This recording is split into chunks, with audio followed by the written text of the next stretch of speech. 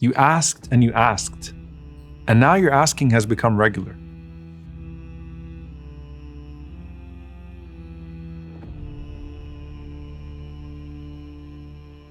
You've learned to talk to Allah throughout the day and throughout the night.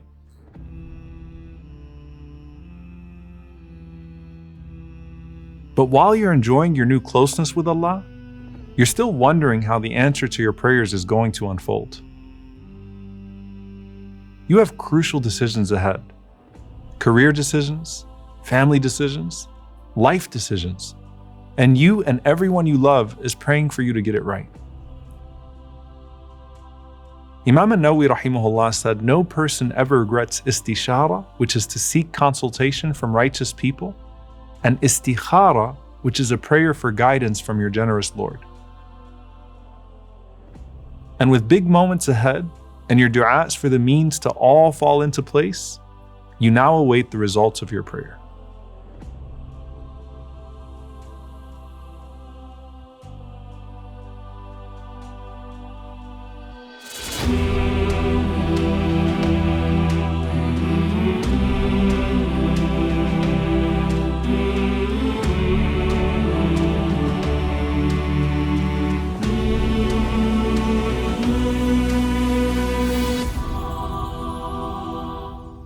The Prophet ﷺ made dua for 13 years as he and his followers were persecuted for their Islam. But he never gave up on dua and continued even after witnessing his companions being tortured, his loved ones being boycotted, and no one on this earth seemingly willing to take him in. Now think of the Prophet ﷺ making the equivalent of the dua of Istikharah in Mecca, then ending up in Ta'if, then going back to make dua again while he was still covered in his blood after being rejected in Ta'if. Medina was always the attention, but Ta'if was an essential part of his journey. And sometimes the interim part of your dua is as essential as the final landing point. I made istikharah and I took a job, or I got into a relationship that ended up being bad for me. No, it was a springboard to something else. Zakaria alayhi salam made dua for a child for decades and decades without a baby being born. But how much was birthed for him and his wife in Jannah for every single time they made those sincere duas? While perhaps Allah opened up other opportunities for them that wouldn't have been possible if they had children. Would Zakaria have paid as close attention to Maryam, the greatest woman of all time, and taken care of her and provided for her if he had children of his own? Ibrahim and Sarah made dua for children for decades before they arrived. Would Hajar and Ismail have even come into the picture if Ishaq was born 13 years earlier instead of his brother Ismail? Allah answered all of their duas according to His time and His plan, and brought out the best in every one of those circumstances.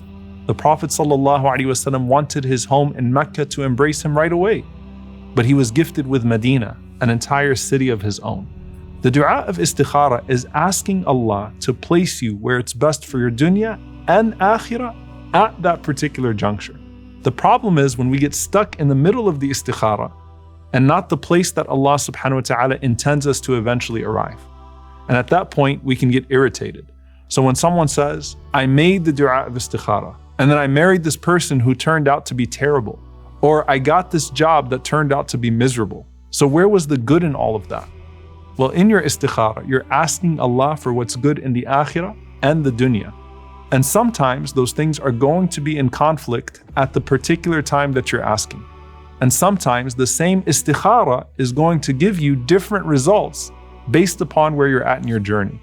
Allah subhanahu wa ta'ala maybe wanted you to grow in your character and raise your rank the first time that you made the istikharah. How? By depriving you of what you were asking for in this life, but giving you something better in the hereafter. But then the second time comes around and you make the same istikharah, and after your character and rank got to where it was best for you, Allah answered you with what you wanted in this life. Think of this incident. The Prophet ﷺ initially marries Zayd to Zainab, and their marriage did not work out at all. But then Zainab got to marry the Prophet ﷺ instead. And Zayd had his name revealed in the Quran that we still recite today. So look where they ended up. And I think they both say that the end result was totally worth the experience. If you could see the wisdom of the process before the final product, you'd not only be more understanding, but also more grateful. As Ibn al-Qayyim rahimahullah says, if the veils were lifted and you could see behind the scenes what Allah does out of kindness for you, your heart would melt out of love for Him. But too many of us have what he calls deformed tawakkul, where you demand not only the ending that you want, but also the means that you want to get there. Instead, pay closer attention. How many times have you walked past a version of fate that you didn't know you could have lived?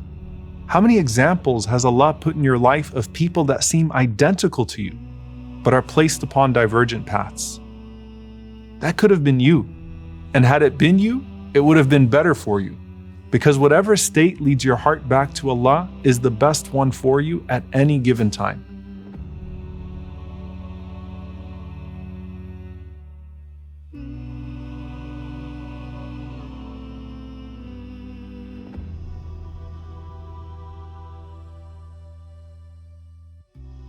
And so when it feels like you're facing rejection after rejection,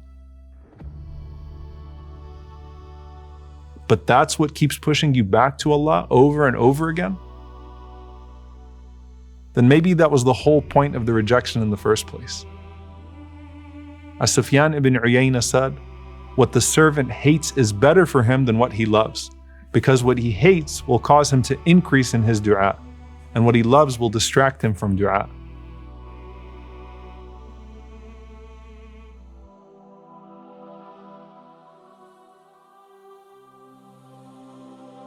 And as the time passes and the need becomes more urgent, your prayers become more urgent as well.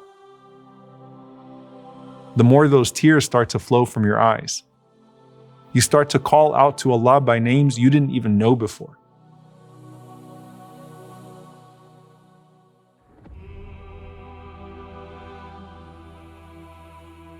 You connect with Allah on a higher level than ever. Then you realize that the delay along the way was actually the greatest gift. لا يكن تأخر أمد العطاء مع الإلحاح في الدعاء موجبا ليأسك فهو ضامن لك الإجابة فيما يختاره لك لا فيما تختاره لنفسك وفي الوقت الذي يريده لا في الوقت الذي تريده. If in spite of intense supplication, there's a delay in the timing of the gift, let that not be the cause for your despair. For He has guaranteed you a response in what He chooses for you, not in what you choose for yourself, and at the time He wills, not the time you desire. And the tranquility that comes when a person finally decides to let go of the outcome they so desperately want is a feeling beyond words. A humble submission to Allah. And it may even be that Allah will not give you what you think you need until you merely want it. Sometimes He breaks your dependence on it, then He gives it to you. And sometimes in forms and from places you would have never imagined. وَمَنْ يَتَّقِ اللَّهَ يَجْعَلْ لَهُ مَخْرَجًا وَيَرْزُقْهُ مِنْ حَيْثُ لَا يَحْتَسِبُ. Whoever has taqwa of Allah, He makes a way out for him and provides him from places he would have never expected. So when your next test comes along, you'll have more spiritual and mental strength to face it than you would have ever had before. قل لن يصيبنا إلا ما كتب الله لنا هو مولانا وعلى الله فليتوكل المؤمنون